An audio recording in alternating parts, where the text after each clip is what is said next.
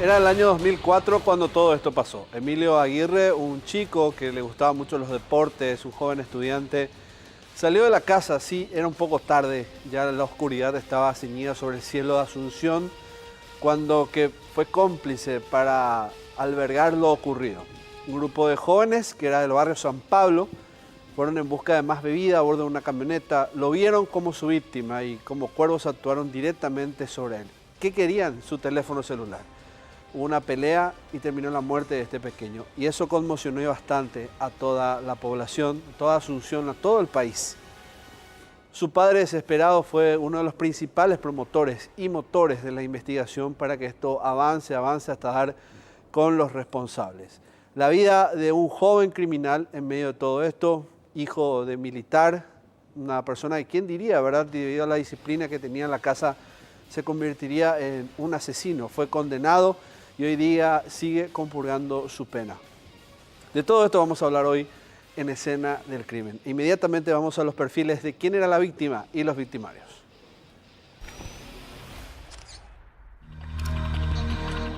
Perfiles. Víctima. Nombre: Emilio Andrés Aguirre Rojas. Edad: 18 años. Nacionalidad: paraguaya. Domicilio: América 328, Casi España, barrio Coca-Cola, Asunción. Profesión: estudiante. El joven salió de su casa para realizar una recarga a su celular, cuando a pocos metros fue interceptado por los criminales. Victimarios. Nombre: Nazar Adib Katrib Gavilán. Edad: 19 años. Nacionalidad: paraguaya. Domicilio: Incienso Casi Paraíso, barrio San Pablo, Asunción. Profesión: estudiante. Prontuario: antecedente por tentativa de homicidio en el 2003. Actualmente tiene abierto un proceso por homicidio doloso, pues en el 2007 mató a otro reo en la cárcel. Nombre: Johan Sebastián Sánchez Argüello. Edad: 19 años. Nacionalidad: paraguaya. Domicilio: barrio Barsequillo, San Lorenzo. Profesión: estudiante. El joven forcejeó con Emilio intentando despojarle de sus pertenencias hasta que intervino Nazar para acabar con la vida del adolescente. Nombre: Jesús María Sánchez Argüello. Edad: 17 años. Nacionalidad: paraguaya. Domicilio: barrio Barsequillo, San Lorenzo. Profesión: estudiante. Alias Loli. Nombre: Elvio Alfonso Acosta Abogado. Edad: 19 años. Nacionalidad: paraguaya. Domicilio: Tobas, esquina Tobatí, barrio San Pablo, Asunción. Profesión: estudiante. Con él se completó la lista de los 6 jóvenes que estuvieron en el jeep la noche del 29 de mayo, cuando Emilio Andrés fue apuñalado. Nombre: Eduardo Osvaldo Salazar Argüello. Edad: 19 años. Nacionalidad: paraguaya. Profesión: estudiante. Primo de los hermanos Sánchez Argüello, manejaba la camioneta en la que se movilizaba el grupo que mató al joven Emilio en mayo del 2004. ¿Quién era Nazar Catrit? Nos adelantamos un poco a hablar de su perfil. Ya me imagino que muchos de los que recuerdan aquel entonces comienzan a moverse esos recuerdos, que fue lo que exactamente pasó ahí en Venezuela, casi Mariscal López, casi enfrente a la embajada alemana, porque más o menos esa fue la escena de todo. Y en esa situación salió el perfil de una persona, un chico, un joven que al parecer tuvo, digamos, una escalada en cuanto a su perfil como criminal, porque cuando ocurrió todo esto, Nazar Catrip, el hijo de un militar que vivía en el barrio San Pablo, fue el autor de toda esta situación, juntamente con otros jóvenes que actuaron de cómplices, pero él había sido el autor de la estocada que dio muerte a este chico. Y finalmente se comprobó, una vez que pudieron detenerlo a él, tras la investigación, que tenía ya varios hechos punibles en contra suya. Ya tenía un pasado violento, ya tenía asociación con grupos delictivos, inclusive con una facción de la barra del Club Cerro Porteño. Era un joven bastante peligroso, decían muchos, un joven que no tenía control para nada y en lo absoluto de su carácter, de su forma de ser. En aquel entonces, hoy día dicen que es otra persona. Vamos a ver quién es Nazar Katrip.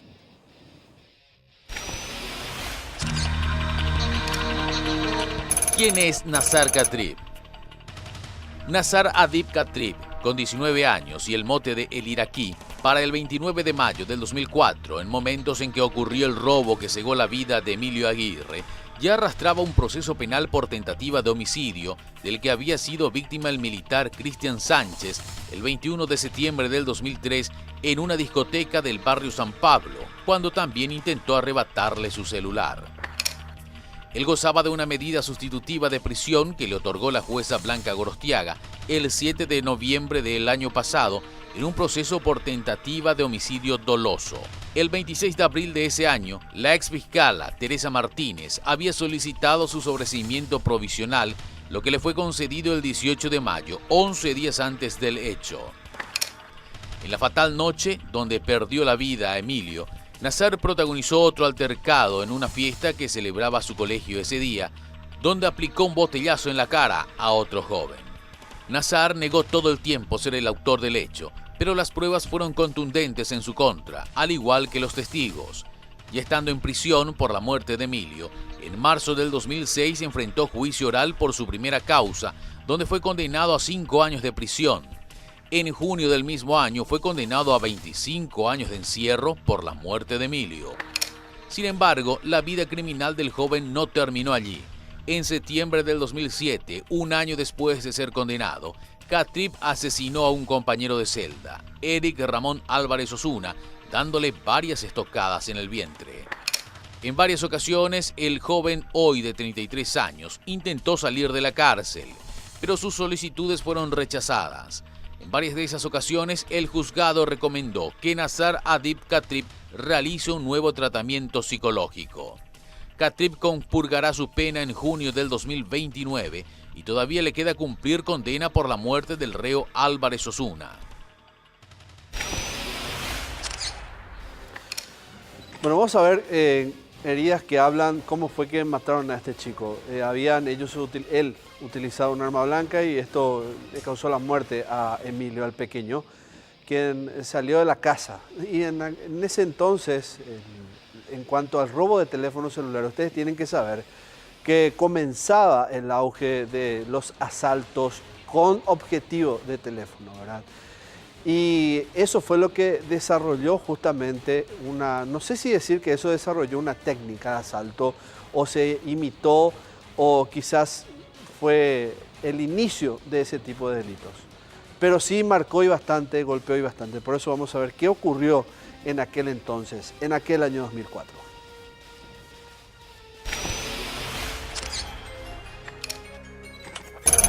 ¿Qué pasó? La noche recién comenzaba. Emilio Aguirre salió de su vivienda ubicada en la calle América, con destino a un copetín. Allí cargaría saldo para coordinar una salida. Lo que no sabía era que esa salida nunca se concretaría. Salió para ir a la casa de un compañero, se iban a reunir allí y después ir a una discoteca. ¿Eso fue a qué hora? Más o menos 10:30, 10:30 más o menos, puede ser 11 menos 20, por ahí. Faltaban algunos minutos para alcanzar las 23 horas del sábado 29 de mayo del 2004. Emilio salió de su domicilio e inició la caminata por la avenida Mariscal López, yendo hacia Venezuela. Esa noche, la oscuridad propia de la zona se convirtió en una mortal trampa que días después se cobraría su vida. A pocos metros de su vivienda, Emilio fue sorprendido por delincuentes. Él se convirtió en presa fácil para un grupo de chicos que, armados con un puñal, salieron en busca de una buena presa. ¡Regalo, regalo! Nazar Katrip y otros 6 amigos tripulaban la Jeep roja en que salieron a pegar la vuelta en busca de algún sitio donde continuar tomando. Al ver a Emilio solo, Nazar dio la alerta para que el conductor detenga la marcha. Él y otro amigo bajaron e interceptaron al joven y en medio de una tenaz resistencia de su parte para entregar sus pertenencias, acabaron incrustándole un cuchillo. Precisamente en ese momento, Pasaba por el lugar un automovilista, quien pese a su gran esfuerzo por auxiliar a Emilio, no pudo evitar su muerte. Sin embargo, se convirtió en una pieza clave para resolver el brutal crimen. Sobre la avenida Venezuela, dentro del Centenario de Marica López, no había un alma, no había nadie. Salvo los coches que estaban llegando, bueno, en contra, que yo subía, ¿verdad?, que le dejaban a los hijos en el Centenario. En la estación de servicio, sí, ahí quiero yo llamar un poco la atención y llamar a la reflexión, ¿verdad?, a la gente, a nuestra gente en general, que tanto queremos luchar contra la violencia y contra los asaltos. Decirle a la gente que reaccione cuando ve una situación así de emergencia.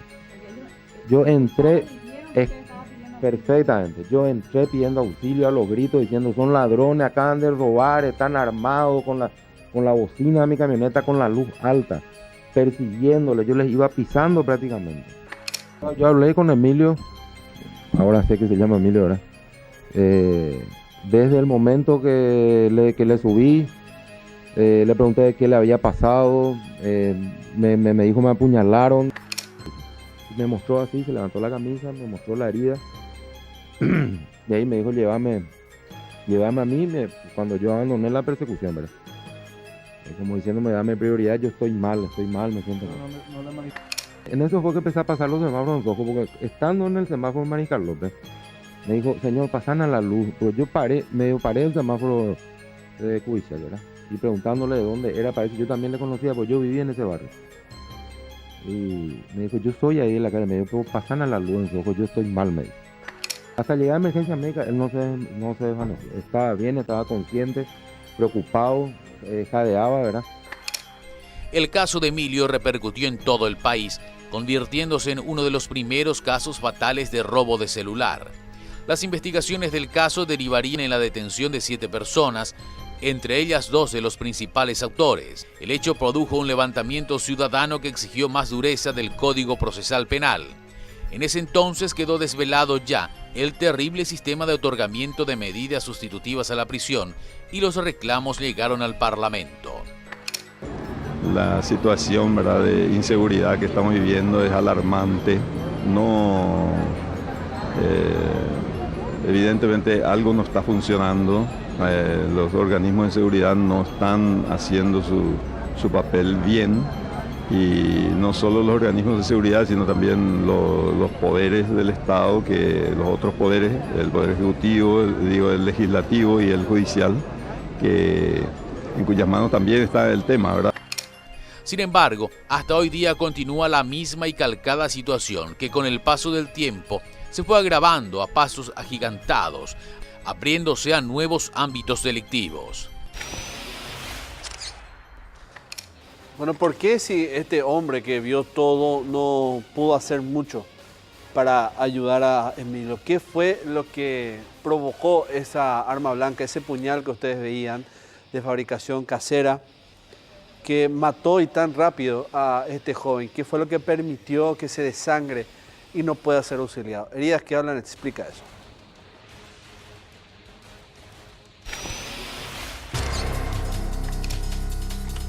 Heridas que hablan.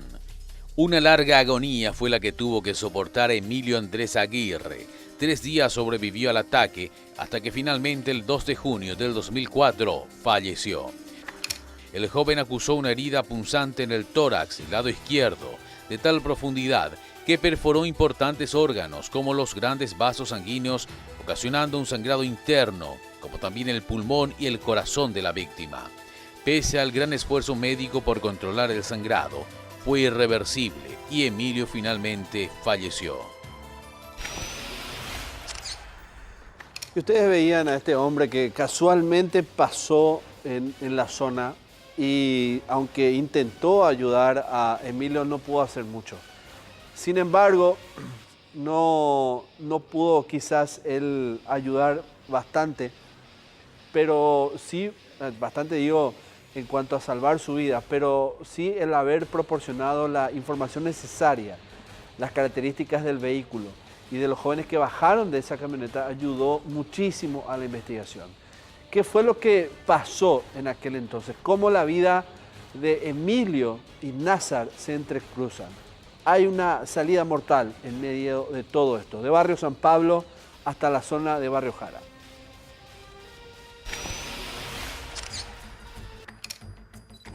Una mortal salida. El 29 de mayo del 2004, Nacer Katrip, Johan Sebastián Sánchez, Elvio Acosta Abogado y Rodrigo H. se reunieron para beber alcohol en la esquina de Paraíso Casi Concepción, barrio San Pablo. Se encontraron a ellos en el barrio San Pablo, porque son del barrio. Entonces se encontraron ahí y iban a salir como para divertirse, bailar, tomar algo, pero por lo visto iban a llegar a cometer un delito muy grave que fue la muerte de este joven estudiante. Son todos vecinos y algunos compañeros de colegio, o sea, todo el lugar, todos eran del barrio, que yo entiendo que querían divertirse y terminaron mal, cometiendo un asesinato. Hasta allí llegó luego Eduardo Salazar Argüello, a bordo de un jeep rojo, propiedad de su padre, para buscar a su primo Johan Sebastián. Los 4 jóvenes subieron al vehículo y fueron en busca de Jesús a San Lorenzo. Todos juntos se dirigieron a un pub acústico, ubicado en España y San Rafael, donde quedaron 1 hora para seguir tomando. Cerca de las 22:30 volvieron a abordar el coche y fueron por la avenida España hasta Venezuela. Giraron a la izquierda con destino a la avenida Mariscal López. A pocos metros del Club Centenario, Katrip dio la voz de alerta y ¡pare! ¡Regalo, regalo!, gritó. Elvio pidió al conductor que detuviera la marcha y allí nomás descendieron el iraquí y Johan Sebastián, mientras Eduardo continuó circulando hasta la calle América, donde nuevamente se detuvo a esperar a sus tripulantes. Y abordaron ese vehículo con intenciones de recorrer. Primeramente creo que fueron hacia la zona de San Lorenzo y posteriormente decidieron irse creo que hacia el Centenario. Y ese fue el momento que aprovecharon, un momento exacto en que Emilio estaba caminando. Le robaron su teléfono, sus pertenencias y posteriormente lo apuñalaron. Por el retrovisor, Eduardo logró ver lo que pasaba y en cuestión de segundos, Nazar y su primo saltaban de vuelta al interior del auto. A lo lejos siguió observando cómo Emilio era subido a una camioneta Toyota Land Cruiser que intentó seguirles, pero en cierto punto desistió y cambió de rumbo. Ellos siguieron su ruta hasta General Santos, pasaron el viaducto y fueron nuevamente hacia el barrio San Pablo, a un pub ubicado sobre la avenida de la Victoria. Allí dejó Eduardo a todos y continuó con su jeep hasta la fiesta del Colegio Ixatí que se celebraba ese día.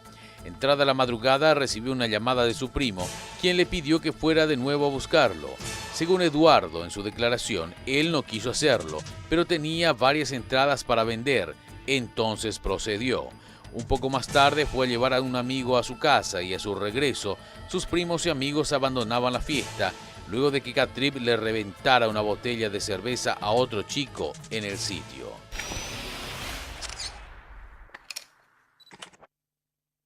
Uno de los crímenes realmente que toca y bastante de aquel entonces. Me cuentan que se constituyó en el primer asalto con derivación fatal por el robo de un teléfono celular. Seamos claros sobre este punto, sienta un precedente que después lastimosamente traería otros y varios, y lo sigue haciendo. El asesinar cuando una víctima pone resistencia, la denodada forma criminal en que atacan muchos para quedarse con ese teléfono. Y lastimosamente Emilio Aguirre sentó ese precedente y mucho no cambió en el sistema de seguridad. Es más, esa zona donde pasó, 14 años después, presenta la misma situación. Tal vez se pintó un poquito más la avenida Venezuela. Se marcó más tal vez las calles, dividiendo carriles, pero la iluminación es exactamente la misma. Y qué sé yo, supongo que si es que estaba mejor iluminado eso iba a ser diferente. Muchas cuestiones uno se puede ahora cuestionar en relación a qué pudo haber disuadido en aquel entonces a este grupo de asaltantes, de criminales, que hoy cumplen aún esta condena por el asesinato del joven Emilio Aguirre. A la vuelta de la pausa vamos a seguir develando parte de esta investigación que nos remonta a 14 años atrás, aquí en Asunción, con este asalto que marcó a toda una familia, a todo un país.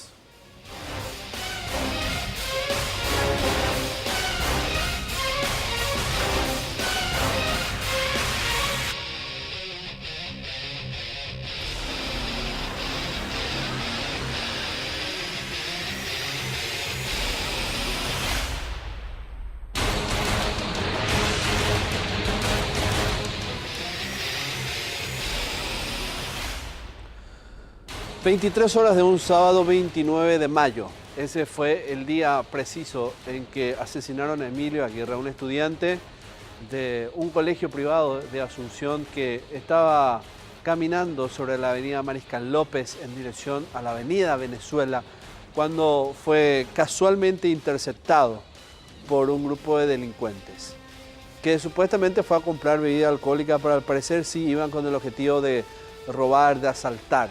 Estos vieron a Emilio con el teléfono celular y bajaron, lo rodearon, le obligaron a entregar el teléfono. Él puso resistencia y esto terminó con su vida. La apuñalaron, esa apuñalada afectó órganos vitales y él falleció.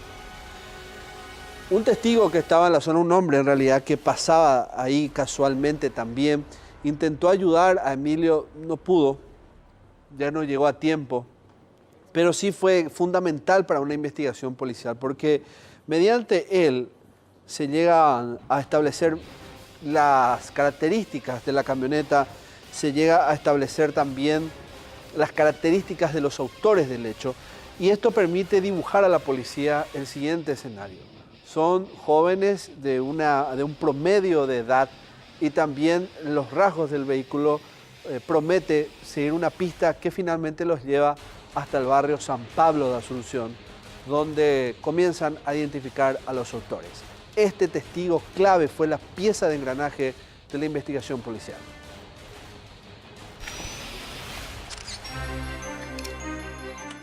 Testigo clave. Importantísima fue la intervención de un lugareño en el hecho. Al llegar, el hombre se interpuso y pudo ver perfectamente a los autores, convirtiéndose en una pieza clave para la investigación. Sí, recuerdo perfectamente. Yo le llevé a mi hijo esa noche, fue el sábado 29, aproximadamente 11:15, al Centenario, al Club Centenario, que hacen cócteles ahí los sábados noche en el club. Habré estado unos 5 o 10 minutos esperando que él ingrese al club porque te piden el carnet, después verifican si la cuota está al día, etc. Y mi hijo adentro me dijo, ya está papá, qué sé yo. Entonces yo ya arranqué la camioneta y me iba hacia Venezuela ya volviendo a mi casa, ¿verdad? Ahora transcurrió unos segundos a 50, 60 metros del Centenario, sobre la mano derecha, en la vereda. He visto que estaban 3 jóvenes en una escaramuza ahí peleándose, ¿verdad? Y cayéndose sobre la vereda. Entonces frené, atropellé así el colón de la vereda, tocando bocina. Mi hijo me dejó, entre paréntesis, la ventanilla del lado de él, ¿verdad? El acompañante me dejó abierta, ¿verdad? Entonces ahí le pude gritar a los chicos, ¿qué es lo que está pasando? ¿Qué es esto, verdad? Y al tocar la bocina, estos chicos se asustaron, ¿verdad? Los asaltantes, y corrieron hacia Venezuela. En eso se levantó el joven Emilio, se incorporó mal, ¿verdad? Porque se veía que estaba herido. Y le dije yo, ¿qué pasa? ¿Qué te pasa? Y me dijo, me acuchillaron, me hirieron, mi celular, me dijo. Dije, subite rápido. Y dudó un poco. Y subite, vení, le dije. Y yo le tuve que abrir la puerta. Se subió a mi vehículo. Y ahí empecé a seguirle, todavía le estaba mirando, no hay una estación de servicio en la esquina, no habían entrado todavía en la estación de servicio, o sea, le tenía la vista a los dos. Nada de que eran jóvenes bien vestidos, con camperas. ¿A qué se refiere exactamente cuando dice bien vestido? Mira, o sea, no es bien vestido, no voy a decir que estaban con ropa de marca, o, ¿verdad? Yo diría, habrá sido ropa deportiva, pues honestamente no me acuerdo, ¿eh? No me acuerdo, fue muy... Mira, yo te digo, de que lo subí a este joven hasta que llegué a emergencia médica, yo creo que pasaron 3 minutos, porque fue así, en el instante, fue muy rápido. Ahora, yo la ropa, yo diría una ropa deportiva buena, ¿verdad? No me acuerdo si tenían buzo, habrán tenido, ¿verdad? Una ropa oscura, ¿verdad? Pero están sí, yo podría decir que estaban bien vestidos, no, eran cirujas o chicos así de la calle Mira, eran chicos, yo supongo, estarán entre los 15 a 17 años más o menos. De blancos, lindos chicos, linda carita, así y diría, yo cuando digo bien vestido, no son chicos de la calle, ¿verdad? O pueden ser chicos de la calle que se hayan vestido bien usados anoche, ¿verdad? Ya en aquel entonces la policía contaba con la famosa técnica del cruce de llamadas. Era 2004, evidentemente que el uso de teléfonos celulares ya era asiduo desde su aparición en 2000 con mayor asiduidad. Se fueron también constituyendo como elemento de investigación, se fue constituyendo el cruce de llamadas con este software que permite cruzar celdas donde las líneas se activaron, o una línea en particular, para poder establecer dónde fue la última vez que se había encendido el teléfono celular. Y esto ayudó también y bastante a la policía para establecer la hoja de ruta que habían tenido estos delincuentes, los que robaron el teléfono celular, y establecer también el radio donde ellos residían. Porque Nazar nunca salió de la casa paterna, siempre estuvo en Barrio San Pablo y se manejaba. Era como su feudo, por decirlo así, porque también la pandilla donde él acudía, en una pandilla del Club Cerro Porteño, era de la misma zona. Entonces así comenzaron a develarse datos. En el ojo del investigador, el comisario Néstor Sosa, jefe de homicidios de aquel entonces, nos cuenta cómo mediante el cruce de llamadas pudieron llegar hasta el grupo de criminales.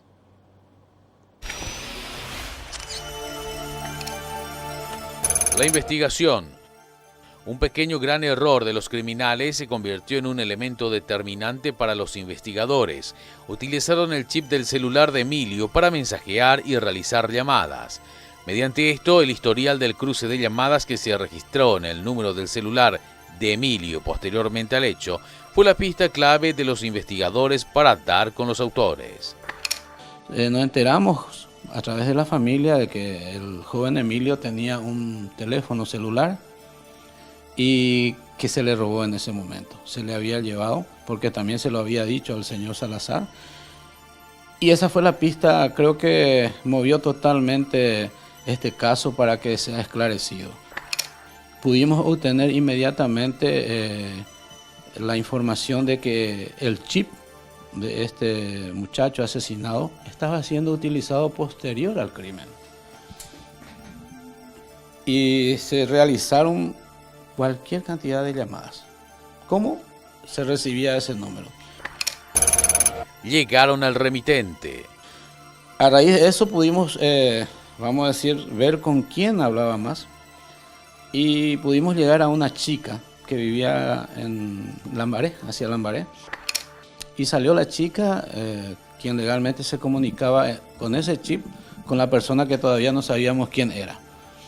Y se trataba de un compañero de él, de ella. Compañero, pues ellos eran estudiantes del colegio de Usatú, acá detrás de la terminal. Tenían al primer sospechoso. Le preguntamos, en presencia de su madre, porque eran menores, si podría colaborar con nosotros para que se aclare lo que ocurrió. Y dijo, sí, yo estuve hablando con fulano de tal. Su hermano le dio el chip. Y el joven ya no podía negar porque lo ocurrido ya se sabía, ¿verdad? Porque era una comunicación directa que tuvo por teléfono con esta chica, ya nosotros teníamos conocimiento.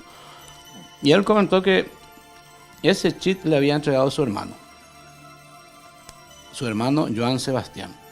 Tiraron el celular. Le preguntamos si dónde estaría el aparato celular, dónde estaba ese chip. Y nos dijo que su hermano sabía porque, según él recordaba, arrojó en un lugar hacia el neuropsiquiátrico. Encontraron el celular. Él confesó de que el aparato celular se lo había entregado a otro joven. Y le preguntamos dónde está ese aparato celular. Y que él lo arrojó justamente, como dijo su hermano, hacia el neuropsiquiátrico. Nos fuimos con él, siempre acompañado del fiscal. Llegamos, recuerdo bien, hasta frente a un mini mercado. Y nos mostró un lugar, había un montículo de tierra y algo así. Lo que sí empezamos a revisar y encontramos el aparato celular. Llegaron a Catrip. Desde luego que este joven, como le dije de un principio, negó que dichos aparatos celulares le entregó a otra persona. Tal es así que posteriormente, ya hablando con él, se convenció y empezó a comentar de lo ocurrido. Fue así que nosotros pudimos más o menos conectar la identidad del otro joven a través de él, ¿verdad? Porque sinceramente ya lo implicó directamente a Catric tratando de librarse él de la responsabilidad del asesinato. Y nuestra idea era más o menos seguirle un poquito todo lo que decía para ver hasta dónde podíamos llegar. Porque más o menos la película ya estaba totalmente, vamos a decir, a la vista nuestra. Procedimos a llegar a la casa de Cattrick porque teníamos que buscar el instrumento del delito. Lo detuvieron. Estaba Cattrick, estaba en una de las piezas. Procedimos a su aprehensión ya por todo lo que estábamos teniendo y revisamos la casa. En ese momento todavía fue buscando algo más que podría ser pertenencia de la víctima. Y mediante este seguimiento, la Policía de Homicidios llega a aprender a 6 jóvenes que estuvieron involucrados directamente con el asesinato de Emilio Aguirre. Ellos, como ustedes ya escuchaban, en algunos casos se contradecían, en otros ni siquiera asumieron la responsabilidad del asesinato.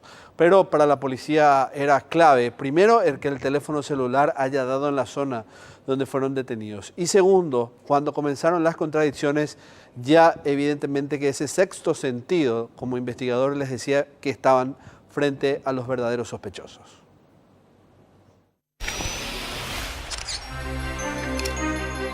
Seis detenidos. La intervención de Mauricio Osuna Pucineri fue clave para la resolución del caso. El hombre logró reconocer a los principales sospechosos tras ser detenidos. Tuvimos un testigo palpable, espectacular, fue este señor que estuvo en ese momento, el señor Osuna. Manifestó de que ellos bajaron del jeep, se acercaron a Emilio y empezaron, él lo que primeramente vio fue que se forcejeaban 3 jóvenes. Entonces él prendió la luz alta y le tocó la bocina. Fue clave el testigo presencial del hecho, porque con la ayuda visual y la memoria que él tenía, este señor, pudimos obtener muchos datos precisos para el momento en que estas personas pudieron ser aprehendidas. En primer lugar, la policía llegó hasta los hermanos Sánchez Agüero, Jesús y Johan Sebastián, quienes sin dudar dieron la identidad de Nassar Cattrick. Osuna indicó que recordaba la cara de Sánchez y que la constitución física de Nassar es la misma del joven que vio que atacaba a Aguirre durante la noche fatal. El fiscal tenía el as en la mano porque tenía el testigo presencial, que no solamente tocó la bocina para evitar que sigan golpeando a este joven, ¿verdad?, sino prendió la luz alta. Al prender la luz alta, él divisó exactamente y perfectamente la fisonomía de estas personas. Eduardo Osvaldo Salazar Argüello, Elvio Alfonso Acosta Abogado, Jorge Leonardo Acuña, alias Pinocho, quien fue liberado al comprobarse que bajó del jeep antes de que todo ocurriera. El último detenido, cuyos padres se encontraban trabajando en España y estaba al cuidado de su abuela. Y es así que nosotros pudimos ir conectando a todas estas personas. En total fueron 6 los muchachos que esa noche subieron en un jeep que era conducido por Eduardo Salazar, porque él ya tenía 19 años, ya era mayor. Estamos con el psiquiatra forense José Vera. Doctor, ¿verdad? Le llamo así. Usted llegó a hacer el perfil, el informe, ¿verdad? El informe. Sobre Nassar. ¿Qué fue lo que encontró en él que pudo haber coincidido con otros perfiles de personas que tenían cierta sociopatía o conducta psicótica, por decirlo así? Usted me describirá mejor, ¿verdad?, como profesional. Bueno, yo como psiquiatra forense investigo en función a un artículo del Código Penal, que es el artículo 23, porque lo que buscamos es la presencia o no de un trastorno mental, porque si una persona tiene algún tipo de trastorno mental que impida que el autor de un hecho punible no conozca la antijuridicidad del hecho, o si no sea capaz de autodeterminarse de acuerdo a ese conocimiento, entonces la persona es irreprochable. Entonces, fundamentalmente, yo como psiquiatra forense lo que trabajo es sobre la reprochabilidad o irreprochabilidad. Aunque ahí hay una discusión internacionalmente si eso decide el juez o el psiquiatra. Algunos dicen que, bueno, que uno como ya hace el diagnóstico. Pero por lo menos con base a su informe, ¿verdad? Pero es con base al informe. Claro que no es también vinculante, por otro lado, claro. Pero fundamentalmente se basa en eso. Y lo que yo busco en todas las entrevistas y en todos los exámenes psiquiátricos es ver si hay un trastorno mental. Y si tiene un trastorno mental, si ese trastorno mental tiene algún síntoma que haga que esa persona no entienda lo que hizo o no pueda autodeterminarse. ¿Y en el caso de Nazar encontró eso? Absolutamente nada. O sea que esta persona era una persona que entendía o sea, era capaz de diferenciar lo bueno de lo malo y también de autodeterminarse. La autodeterminación es la capacidad de controlarse, porque hay determinados estados en donde uno no se puede controlar.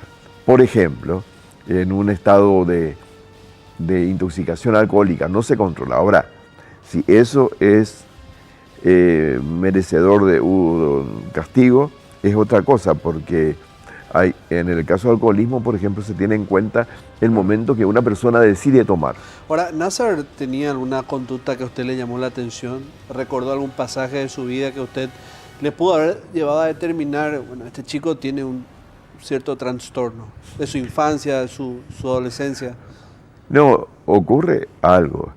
Este informe se hizo hace mucho tiempo, cuando nosotros contábamos con casi nada de elementos para trabajar. Estamos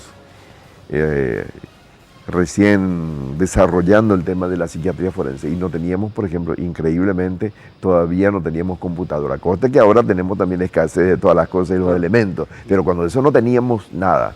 Entonces hacíamos unas anotaciones a pulso, algunos que podíamos, quizás yo estaba incluido, también llevábamos nuestra propia computadora, pero trabajamos en forma muy rudimentaria.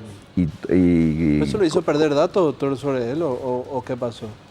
Sí, claro, lo que pasa es que si yo reviso ahora no sé dónde está, y nos mudamos muchas veces de local. Claro, se entrepapelaron los antecedentes. Claro, pero algo que le llamó la atención, ¿recuerda eso? Bueno, lo que me llamó la atención es, lo que recuerdo es que esta persona negaba haber hecho. Entonces cuando niega, nosotros ya los profesionales de salud mental no podemos hacer nada, porque ahí hay un problema. Si niega, nosotros no le podemos obligar a que diga que sí, claro, que no. Además que nadie está obligado a declarar en su contra. Claro, y aparte lo que nosotros hacemos, lo que yo hago no es una declaración.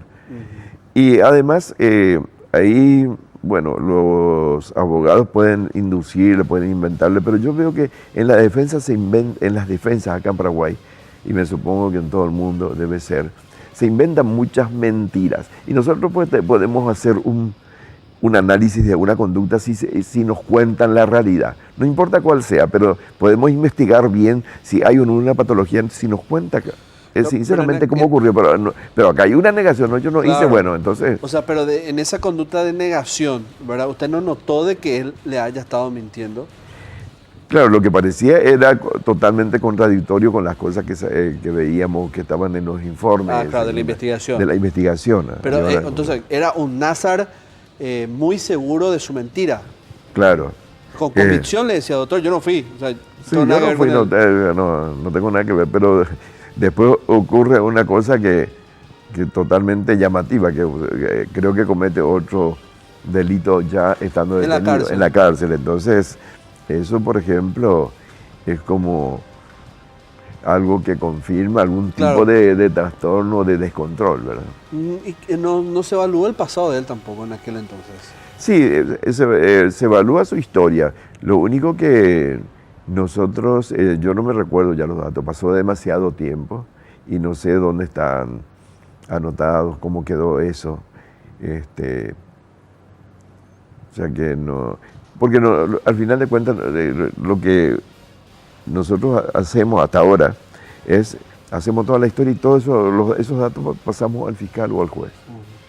Bueno, pero ahora tenemos, hace ya años, muchos años, más tenemos ya todo un sistema informático rudimentario inventado por nosotros, pero donde está toda la historia. Bueno, por lo menos ya está almacenado eso. Está totalmente almacenado, año por año, persona por persona que es vista.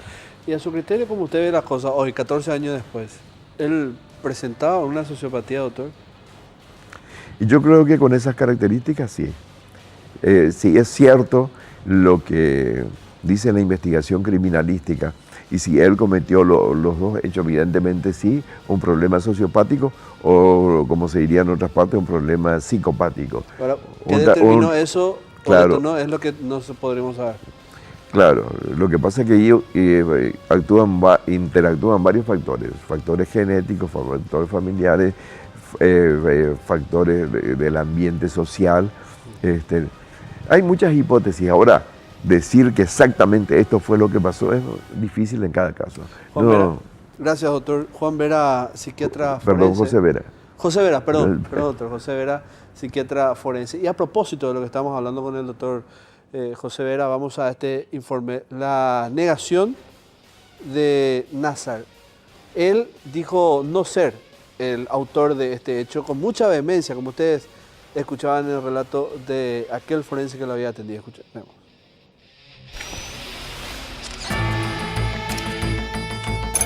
Negó ser el asesino. Intentando eludir la justicia, Nazar Katrib desde un principio se declaró inocente. Según él, lo inculparon injustamente, pues por sus antecedentes era presa fácil para caer con la culpa. Lo único que puedo decirte es que soy inocente, que se me involucra el pedo. Prácticamente porque dieron mi nombre lo que me detuvieron. ¿Dónde estaba esa noche? En un bar Las Cabañas yo estaba, en más de 40 testigos. Que yo no, de las 9:15 de la noche cuando llegué, yo no salí, no dejé el lugar. Hasta las 2 de la mañana que se cerró. De acuerdo a sus expresiones, uno de los detenidos lo mandó al frente debido a que lo conocía y hasta criticó que la prensa los indicara como autor, asegurando que él no había matado a la víctima. ¿Por qué te involucramos? No sé, porque hay uno que me conoce y que trabaja cerca de casa, pues, y hace 2 meses que lo conozco.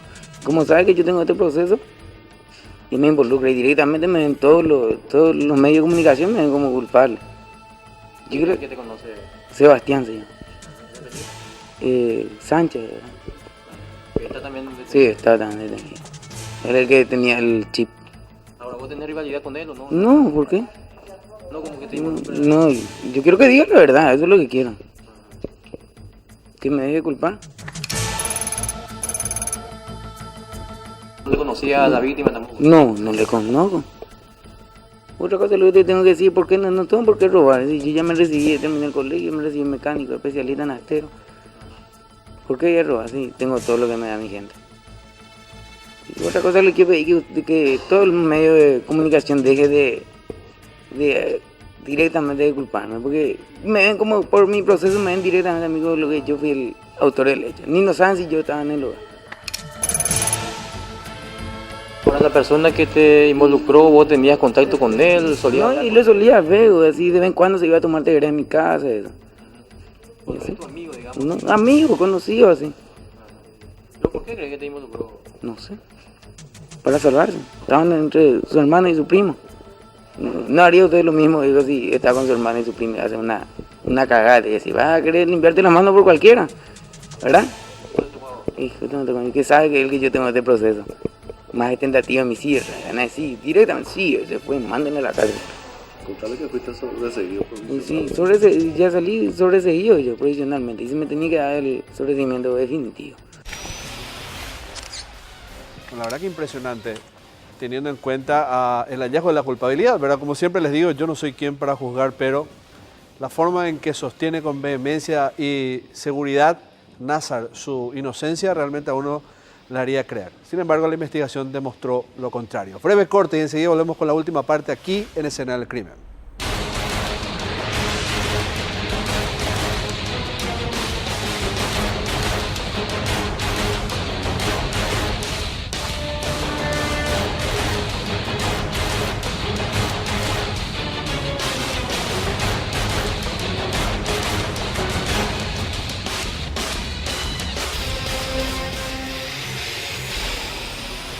Emilio Aguirre fue asesinado en mayo del año 2004 en Asunción. ahí sobre Mariscal López y Venezuela, interceptado por un grupo de jóvenes que venían supuestamente del barrio San Pablo en un jeep e iban al parecer buscando presas. El objetivo, un teléfono celular. Como Emilio se resistió, lo apuñalaron y lo mataron. El seguimiento de un teléfono celular, el chip, y gracias a un testigo que pasó en la zona, un hombre que casualmente cruzaba en el lugar, se pudo llegar hasta los responsables del hecho. Entre ellos, Nazar Catrit, el autor de la estocada, según al menos la investigación, ya condenado a varios años de cárceles, inclusive cometió otro asesinato estando preso. ¿Qué pasó de él? ¿Cuál fue la condena? Veamos.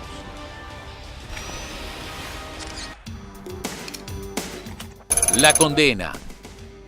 Luego de una espera de 2 años, a mediados del 2006, finalmente los acusados por el crimen de Emilio se enfrentaron al estrado. Los encausados fueron hallados culpables y condenados ejemplarmente. Como autores directos del hecho, fueron sentenciados a 25 años de cárcel Nazar Catrit y Johann Sebastián Sánchez. Ambos siguen cumpliendo su condena. Para Johann Sebastián Sánchez Argüello es la misma que la de Nazar Adib Catrit Gavilán, de 25 años de privación de libertad. También fueron condenados a 12 años Eduardo Salazar, conductor del vehículo. Sin embargo, Salazar logró salir libre luego de 8 años. La jueza de ejecución Ana María Llanes concedió la libertad condicional del condenado en el 2012 e impuso como condiciones el tratamiento psicológico, donar 200.000 guaraníes a una escuela durante 4 años, la fianza de su abogada Alda Cardoso por 20 millones de guaraníes, así como la prohibición de salir del país y cambiar de domicilio. Los otros condenados fueron Elvio Acosta, a 5 años, y a 4 años Jesús María Sánchez, quien utilizó el celular de Emilio para comunicarse con su novia. Estos últimos ya se encuentran en plena libertad. Así cerramos este capítulo nuevamente de Escena del Crimen, dejando en la memoria siempre de aquellos que dejaron de existir en hechos violentos. En nombre de la familia de Emilio Aguirre entonces va este programa, para recordar siempre hechos como estos y no dejarlo impune, y por sobre todo dejar siempre ese mensaje de cuídense. Últimamente uno no puede saber quiénes están detrás. 14 años después, mucho no cambió. Gracias por acompañarnos siempre, por la preferencia, también por lo mismo, por la preferencia a los amigos de Óptica Carrón, que siempre me acompañan ahí en Cerro Corá y Tacuary. Estos son los lentes que estoy luciendo últimamente, la verdad que fantásticos, casi no se siente por lo liviano, lo cómodo que son, muy versátiles. Así que vayan a visitarlos porque tienen muchísimas ofertas de 30-50% de descuento. Así que vayan, Cerro Corá y Tacuary, ahí los van a entender súper, como siempre, en la familia Acosta y más. Muy bien, nos vemos la próxima semana aquí en Escena del Crimen.